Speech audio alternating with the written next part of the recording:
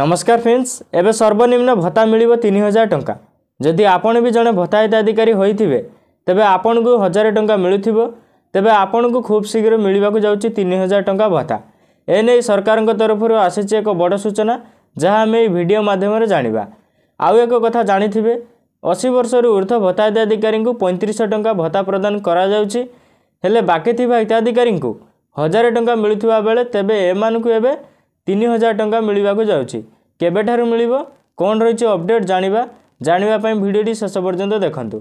जय जगन्नाथ, मोरुन स्वागत करूछ एक नुवा वीडियो रे। वीडियोटी पसंद लागले वीडियो गोटे लाइक करिवे, हमर चैनल को सब्सक्राइब करी पाखर थिबा बेल आइकन नोटिफिकेशन ऑल रे सिलेक्ट करिया को जमार भी भूलिबे नाही। जेमिति कि आपण जानिथिबे निर्वाचन पूर्वरु सरकार घोषणा करिथिले सबु भत्ता हिताधिकारी को 3000 टंका भत्ता मिलिबो। हेले एई भत्ता नियम एबे खूब शीघ्र लागू होगा जाउची।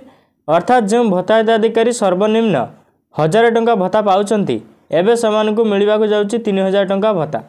तेबे से मधुबाबू पेंशन योजना भत्ता हेउ किंबा विकलांग भत्ता हेउ एमिति कि विधवा भत्ता हेउ, तेबे समानकु एबे सर्वनिम्न मिलिबो 3000 टंका भत्ता। तेबे मिलुथिबा सूचना मुताबक आसंता मास ठारु मिलिबो बोली मध्य सूचना रहिछि। हेले ए नै मध्य सरकार विधिबद्ध भावे घोषणा करिबा को जाउचंती।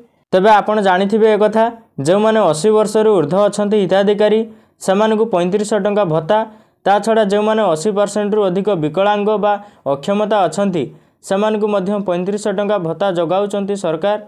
हेले बाकी थिबा भत्ता हिताधिकारी को 1000 टंका मिलुची सर्वनिम्न भत्ता। तेबे ई 1000 परिवर्ते समस्त पाई परिबे खूब शीघ्र 3000 टंका भत्ता।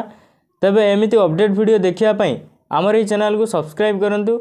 एमिति नुआ नुआ अपडेट्स वीडियो पाई परिबे। तेबे देखाबा आउ एक नुआ अपडेट वीडियो रे। सदा पर्यंत समस्तन को जय जगन्नाथ।